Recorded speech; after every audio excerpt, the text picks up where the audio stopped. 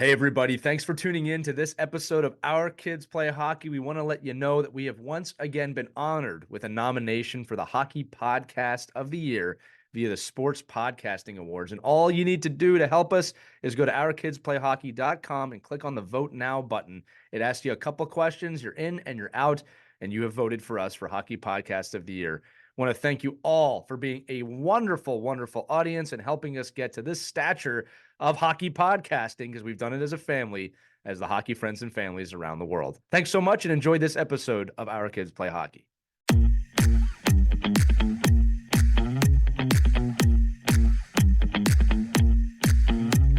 Hello, hockey friends and families around the world. Welcome to another edition of Our Kids Play Hockey. I am Lee Elias, as always, joined by two of my very good friends, Christy Burns and Mike Benelli. And in today's episode, we're going to be talking about how to inspire your kids to play hockey when there is no ice. Now, the inspiration for this episode came out of something I remember from when I was a child. My mother was listening to the radio, and Wayne Gretzky, some of you might know who that is, was on the radio, and a caller called in and said, how do I get my kid to practice? I want my kid to practice more. And I remember that Wayne Gretzky said, my mother told me this, that he said, well, I can't make your kid practice. I can't tell your kid to practice. They have to want to practice. And I'll always remember that, because it's also connected with a story about my father, that when I was about 13, 14 years old, I used to like my dad to tell me to go outside and practice. And I remember one day he just came outside and he looked at me and says, if you want to be a great hockey player, you won't need me to tell you to practice. You'll just do it. And that was a real turning point for me in my career. But learning to be inspired. That's why we use the word in the title of this episode, to inspire your kids to practice, not force them to practice. Now, before we get into it, we have some really pressing information and news that we have to get into. Two of the three of us are now wearing hats. I know why I wear my hat, but Christy, what is with the hat today? I mean, it looks great, but that's right. Character for you. Well, I thought we'd have a hat trick, first of all, with the three of us wearing hats, and that didn't work. Yeah, so no memo from Mike. Mike, sorry. That's just the Darn. way. But my daughter is taking classes, college classes, and Zooming. And I was running the hairdryer, and all of a sudden the door opens, and I get yelled at by my kid. Mom, I'm trying to have a class here. Shut that off. I got yelled at by my kid. When does that ever happen? It just happened. Never. That's so depressing. That's going to flow right into today's episode. So I'm like, all right, we're just gonna throw the hat on. It looks great. Listen, this is a hockey mom type show, hockey dad show, and like you just dressed the part today. Mike, on your end. I gotta be honest with you. With those 5 a.m., 6 a.m., 7 a.m. games, this is the look. You don't have time to do your hair. Just throw the hat on. You're out the door. You just need a cup of coffee right now. Right? Yes. Look, like I said, Mike, my advice to you real quick is you have all that hair. Keep the hat off as long as you can. All right? See, what you just did, I can't do. For those of you listening at home, he can put his fingers through his hair. I remember that feeling, but it's been extinct for a while. So anyway, let's jump right into the episode here. Again, it's inspiring your kids to practice when there is no ice. And again, this goes through with the idea that practice cannot be forced. It must be inspired. That's a hallmark of good coaching, good parenting, and also good hockey, right? So we're going to split the topic up into two different sections today. One is going to be the youth level, which is basically ages 12 and down. And then we're also going to talk about it from the young adult level, being 18 and down, because after that, obviously, they're in college or beyond. And the idea is you have to find where your kid fits on this. Obviously, when you get in those tween years, with puberty and maturity, your kid could jump up or down depending on where they're at in their life. But the idea is to give you the best information we could possibly give you and hopefully start a conversation that everybody gets involved. So number one, when you're looking at the youth level, again, this is ages 12 and down. And Mike, I'm going to turn to you about this. Above all, it's about making it fun, right? So, odds are right now, if your rinks are closed or, if you're listening to this at a time period where it's just, off season, your kid's probably playing Nintendo or playing video games, potentially in the house a lot, right? It's just that's a kind of a hallmark of a lot of kids today. Hopefully your kids want to be outside, but to get them outside, no kid, including when I was a kid, wants to hear like, hey, get up and get outside and go play. All right. Like now that might've worked at one point, but the idea is you have to inspire them. So Mike, what are some of the things you can do to make hockey fun outside, both in an individual and a group setting that might inspire your kids to go outside. Hey, let's go build an obstacle course. Let's go try this training aid. What are your thoughts on that? Yeah, I mean, that's me every day, right? Get outside. I mean, and I think because I come from a different, we could get, when we grew up and certain generations grew up, there wasn't, I mean, you literally get bored, even with video games. I mean, there's only like, I can go back to Atari, right? Or it at the end of the day, it got boring because there's only so much. But now these kids, they don't get bored.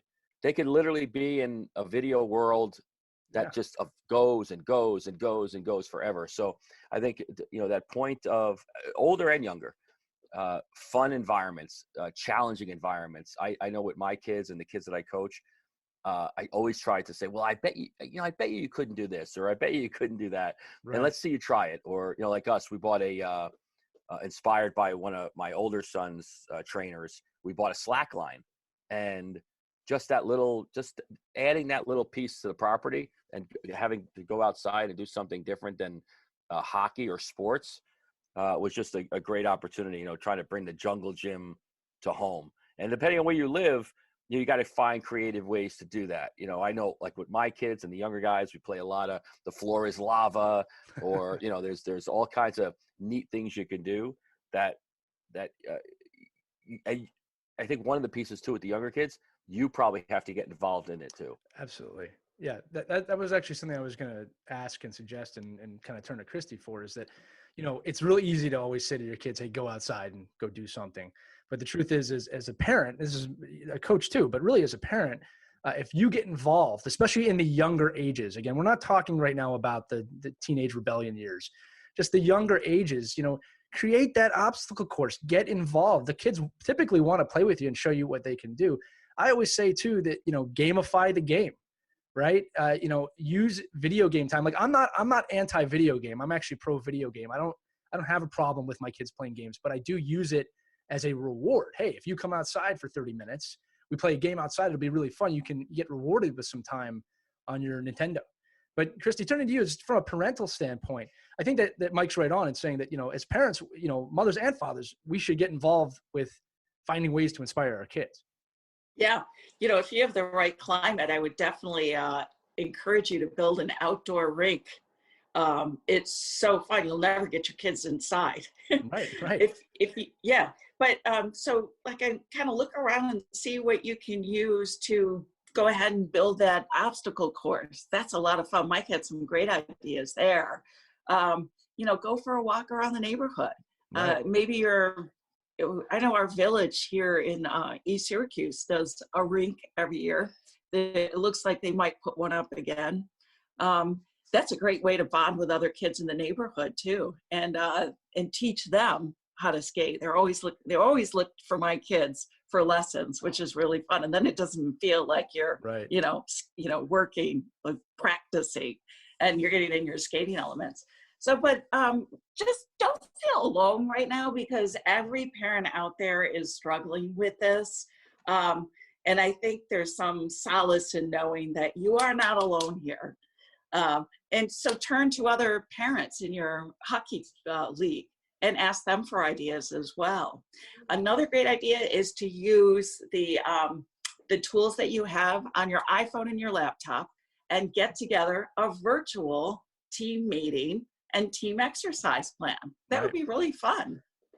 Yeah, here's something I was going to say is, in this time period, there are no shortage of affordable, number one, and intuitive training aids or options so that you can recreate the game in some form at your house. So, Christy, you had suggested making a rink. That does not have to break the bank anymore. There's a lot of solutions out there. And again, I'm not going to plug anybody specifically, but there's a lot of cost-effective solutions where you could build a mini hockey rink in a very small space and have it be really, really fun for your kids. Now, with that said, there's also solutions to play outside. Make it fun. I used to do drills with kids where, and again, people thought I was crazy about this at the time, but it's actually quite good for skill development, where I'd make them puck handle with a ball up a grass hill. Oh, that's a good one. Right. And people would go, where's that's nothing like ice. I'm like, no, it's not. That's exactly right. It is tough to get a ball up a grass hill. So the kids have to work on their hand-eye coordination and being strong on the ball, or on the puck, if you will, right? To get up a terrain that they've never been up before. The skill sets that translated to the ice came out of nowhere. You know, there's so many fun things. Another fun one that I like to do that I've actually done with older kids is I like coffee, right? So, you know, when we could kind of freely go and you can still do this, I'd say to them, listen, grab your stick and ball. I'm going to get a coffee and you're going to follow me and stick handle the whole way to the coffee shop.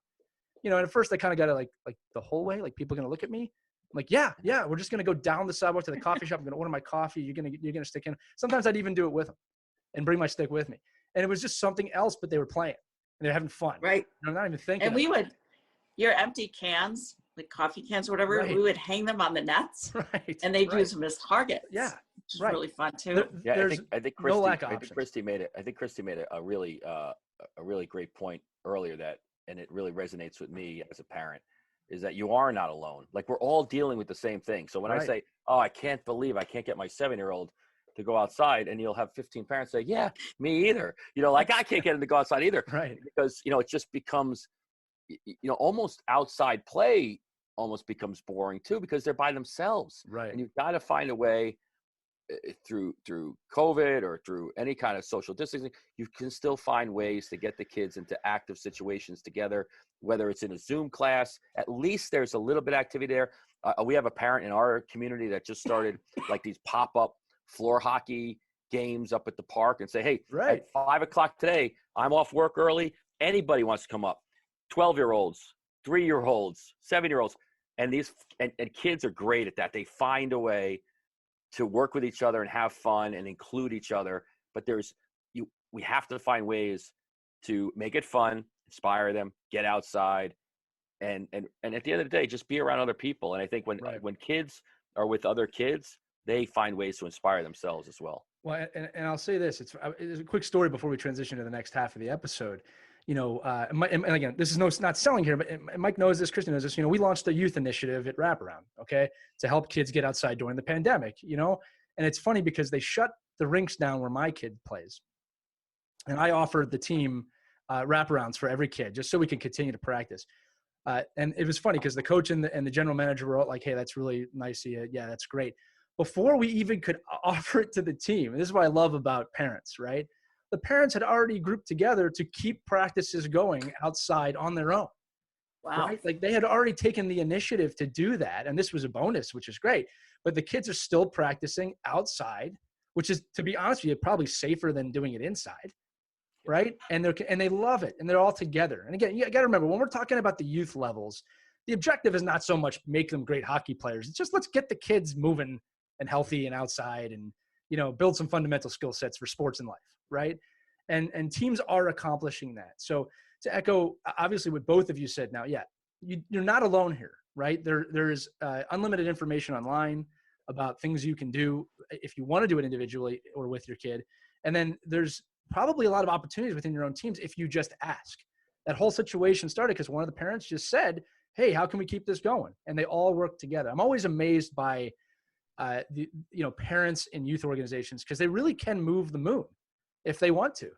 You know what I mean? Especially if you have to work a little bit outside the, constraints of your organization during this time, because they have liability things that they have to look at, you know, about keeping kids together. But again, at the youth level, the kind of 12 and down level, there really is no shortage of what you can do. Now, when we transition to the young adult level, 18 down to about 12, this is where things change a little bit. All right. Because I don't have a kid that age yet, but I know, better than to say, oh, just tell them to go outside. Yeah, go ahead. Yeah. You have time. Yeah. Good luck with telling a teenager what they should or should not be doing. But the idea is that at that age, my belief is, and I know this from being that age before, obviously, is, look, they have to have the will to practice on their own. Right. And the question is, what can you do to do that? And again, at that age, it's about fundamentals, but also building basic, muscle memory and making sure that they're having the tools that they need to go outside and do that. So, Christy, I wanted to start with you because you have the kids kind of closest to that age. Mike, your kids are about to be at that age. But what were some of the things that your kids did, or that you felt maybe that you built in your kids, that when they were that age, they continued to practice? Because your kids have had nice hockey careers. Yeah, they have. On our off time, I would skate with them. So we would skate as a family, which made it fun. Yeah. And great memories. And I would let them go ahead and snow me. And they just love doing that, and let them teach me how to stick handle. And it really it made it so that it didn't feel like it was, oh, mom's making me go out and practice. Mom's with me. Right. And, and we're like having a lot of fun making her look really bad out here on the ice and trying to teach her something, so that I let them become the teachers. Well, how do you shoot?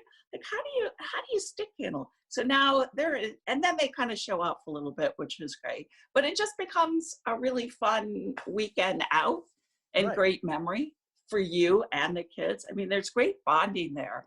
And then you kind of learn some empathy for what they go through too. Boy, I'm a figure skater, and I thought, oh, hockey skates, that can't be that much more difficult. I fell flat on my face. I don't know how you guys skate on those skates. Yeah. I couldn't do my spin. I couldn't jump. I couldn't do a toe loop. There was nothing I could do. So I have a lot of respect for hockey players now. And to skate and to handle a stick at the same time, it's amazing. Right. So it really opened my eyes as to how difficult and how skilled you have to be to do what they do. And I found myself, I was looking at an old video when my son first started playing hockey, and I had the video camera going, and I couldn't believe how much I was yelling at him. And then I noticed when that changed is after they took me out and showed me how hard it was. And all of a sudden I became less of a critic and more of a parent who really appreciated what it took to do what they're doing. Right. So it helped me grow as a parent too, and appreciate their skill as hockey players. So put yourselves in their skates sometime. It's not that easy. No, I think that's phenomenal advice. I've had so many parents tell me that have older kids, or they're not kids anymore, right? They're kids or adults, and they've always told me you have to cherish that time, because it just goes so fast and you don't get it back.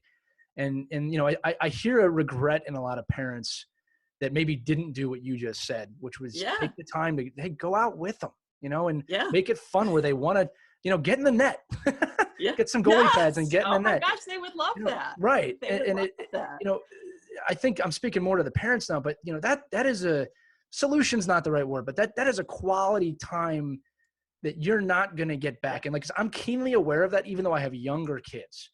Right. But so many parents, coaches have told me that embrace that time. Your kids might not get it, but you will when it's happening. And I think also, it can be tough sometimes. Kids in the teenage years, they want to do what they want to do, but like you said, they might roll their eyes, but they went out with you. And I think that, Christy, that's such a valuable lesson. Now, Mike, turning to you, again, your kids are kind of entering that time period. And we've had a lot of conversations about the famous or infamous eye roll, but you still seem to do a pretty good job of getting them to kind of at least get out there and go. What are some of the tactics or stories that you've been dealing with? So currently now I'm coaching a 14U, pretty much boys team, and they're, they don't eye roll as much, but I get enough of them. But I think there's still the need, right, for teenage boys and girls. They want to be around their peers. They want direction. I believe that they don't want, if the old adage, right, if your coach stops yelling at you, and you've talked about this earlier, Lee, right, if that coach is not driving you and forcing you out and just shunning you, that's a bad sign. That just means that that means you're not inspiring the coach. And I think I try to look for that in all my players, giving them peer opportunities. We do a ton of Zoom classes together. I don't I'll get a lot of emails from parents. Oh, is this mandated? Like, is this optional? I go, listen, all practices are optional. Like, nobody's forcing a 14-year-old to come to practice. You don't ever have to do anything, but it's being offered. And I find more than not, to your point about that age, Lee, that the kids that have to have some semblance of wanting to do it, they will put down the phones, they'll put down the video games, they'll go out with their teammates, and they'll see the Zoom class or up at the park or wherever they are.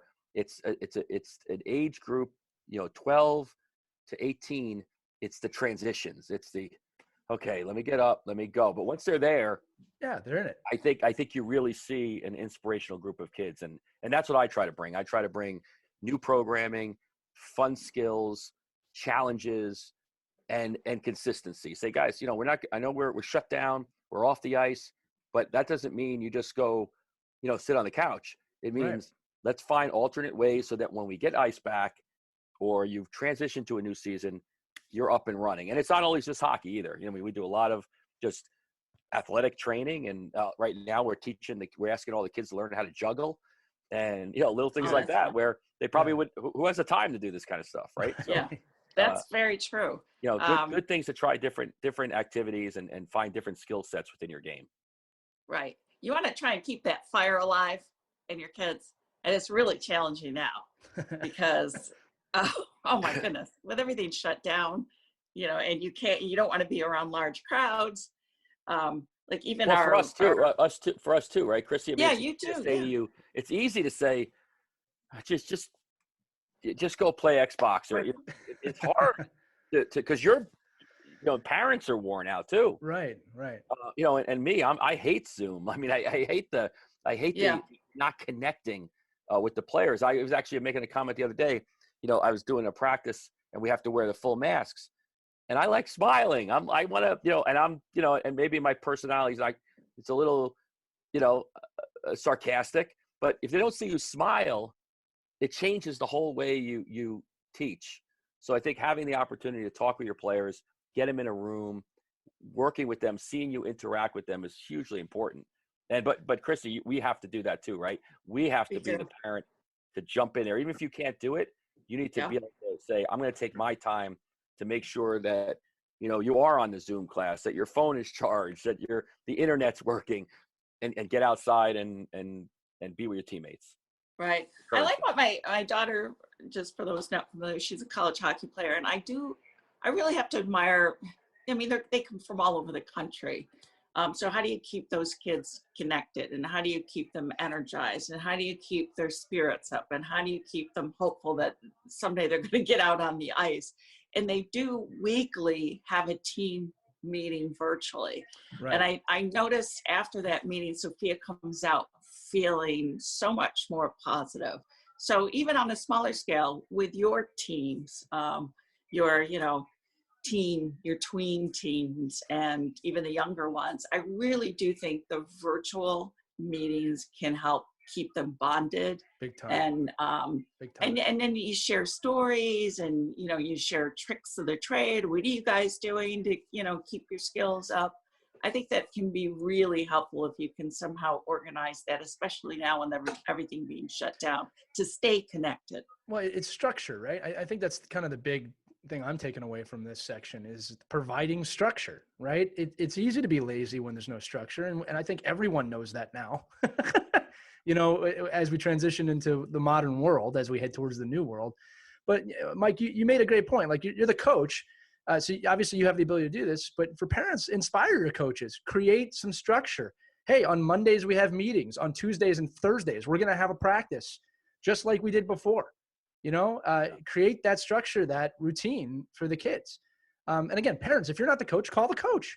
And the coach might say to you, hey, why don't you organize that? And that's great. You've got the opportunity. You think about it. Not a lot of coaches are, not everybody is getting on the computer and figuring out, okay, I got my Zoom class and here's how my camera works. And here's how how many times have you heard in the last 6 months, you're on mute, you're muted. So I think this is like the saying of the 2020, right? But I think the bottom line is, this goes right back to everything we talk about why our kids are playing hockey and what we can do as parents to help them have a great experience. If you're somebody that's savvy with this, if you're a parent that does this for a living, tell the coach. I've had my parents do the same thing. They call me, Mike, we'll set it up. Here's a Zoom link. All you have to do is log in. Right. We'll make sure all the kids are on. We'll make sure we'll mute them all. We'll kind of produce it. And that's really invaluable. Or sending out little clips and videos of challenges, and then parents sharing that with each other, because the kids, at the end of the day, you still want competition. Right. So I think the ability to say, hey, listen, Michael was out there doing figure eights and he did 27 of them in a minute. How many can you do? Right. And send me the video. And the kids are more savvy with that than anyone. I mean, it's true. You know, they know how to use visual, the camera. And, edit it. The challenges are great, and they're Yeah. so fun to watch, and it really kind of helps them push their skill level a little bit too. Right. And everybody gets on. I know everybody gets on the fact that, you know, you'll hear all the critics like, oh, his head's down the whole time, or they're doing stuff that doesn't look like the game. I go, give me a break. I said, just, you know what doesn't look like the game? Laying on your couch doesn't look like the game. You know what I mean? Just get out, juggle, you know, with the puck, and get your hockey wraparound out there and shoot 1,000 pucks. Do something within the constraints that you have in your environment.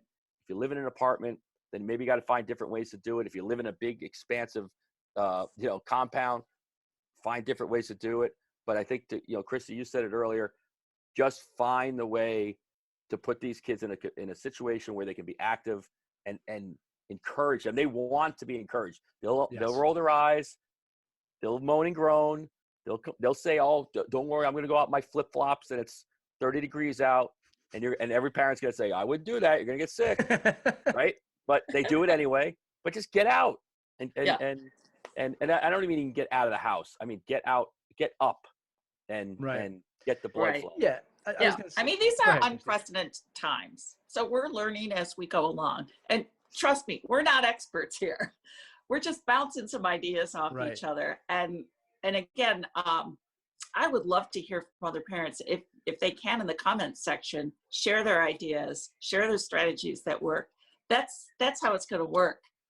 If we all kind of work together and bounce each other's ideas off. And I mean, there's some ideas out there, I'm sure, that we're not even thinking of. Oh, absolutely. That's why I'm going to get Lee to call my son up, right? Because he's not going to listen to me. I could be his coach. I'm going to be like, you know, if Lee calls him up and says, Michael, I bet you know, I need you to do this. Guess what? He's going to do it. He's going to do it. And as a coach, I want the parents to lean on me for that. I want them saying, hey, Mike, you know, if you know, it's great because when you send out that Zoom link or you tell the kids they have to do something, they do it. And you'll get the funny thing like, hey, can you tell my kid to make his bed, or can you tell him to, you know, because they'll listen to you. Yeah. But your own kid, it's like the shoemaker's kids, right? Yeah. You know, it's like, what would you know, Dad? What would you know? What do you know? You don't know anything. I go, okay. Right. Well, if Coach Lee calls you, will you listen to him? Of course, I'll listen to him. Yeah. He knows you can do that. Can you do that? Yeah, right. I would say to Christy, you're absolutely right. You find a way, structure. Find a way to get people to motivate your kids. Yeah. And if it's not you that can't do it, fake it, hide it. You know, get somebody else to interact. Right. And they'll listen, right? I do that with my kids all. I mean, I heard your teacher. I'm gonna have to call her up.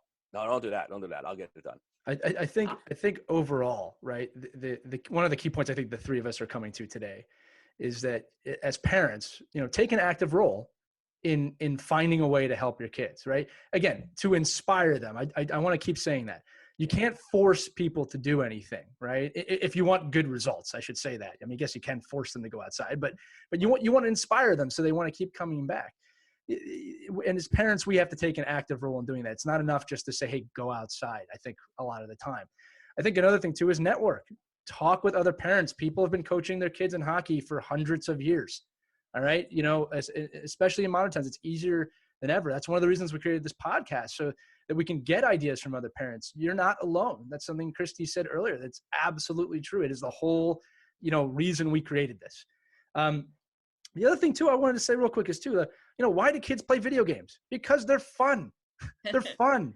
You know, it's a game. So just emulate that behavior. Make it fun. Get in the goalie pads. Get off the figure skates and get in the hockey skates, as Christy said. Get involved with your kids. Make it fun. Here's the other thing too. The younger you do that, the more chance you'll be able to do it when they're a little bit older.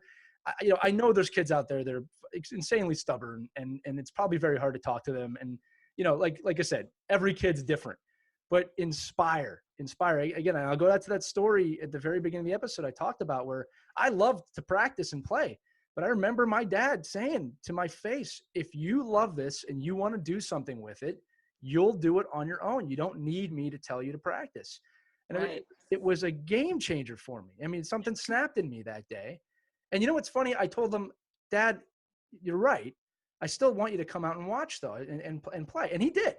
He did. It was just a fundamental change in the reasoning behind it, if you will. So, I always tell people that story because, that's how I knew that hockey was a real thing to me. And again, that's a little bit of an older story. And then a youth story, again, just have fun with your kids, right? Yeah. This is an opportunity. The pandemic is a weird opportunity. I use the analogy all the time in my clinics when I talk to coaches that are both parents. Said, you want your son to stop, or daughter to stop playing video games?